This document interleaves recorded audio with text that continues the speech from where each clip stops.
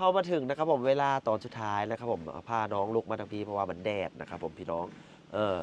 โดยรวมสรุปนะครับผมอยากให้น้องเพื่อนนะครับผมเว้าถึงผู้บ่าวนะครับผมเอออยากให้เพื่อนเว้าถึง FC ผู้รักผู้ใหญ่ใจดีนะครับผมให้เพื่อนเว้าเองนะครับผมได้ยินกับหูนะครับผมพี่น้องลองฟังเบิ่งเด้อพี่น้องเด้อมาเปิดใจครั้งนี้น้องต้องการอย่างชัดๆเลยนะครับผมสรุปนะครับผมต้องการคนดูแลอยากต้องการคนที่แบบเอามาเป็นเสาหลักครอบครัวน้องกะอายุหลายแล้วโอ้แม่นอยู่ลาวนี่เพิ่นเอาแฟนบางคนบางเผ่ากับ14 15โดยน้องกับ18 19เลยได้พี่น้องเอ้ยพร้อมมีสามีโดยเลี้ยงดูสามีได้โดยเฮ็ดอาหารการกินเป็น เฮ็ดเป็นครบทุกอย่างยกเว้นอย่างเดียวคือผัว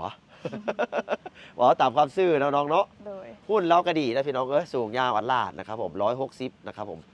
160นั่นแหละไอ้เว้า158 50อันนั้นก็60ประมาณนั้นพอดีงามเอ้า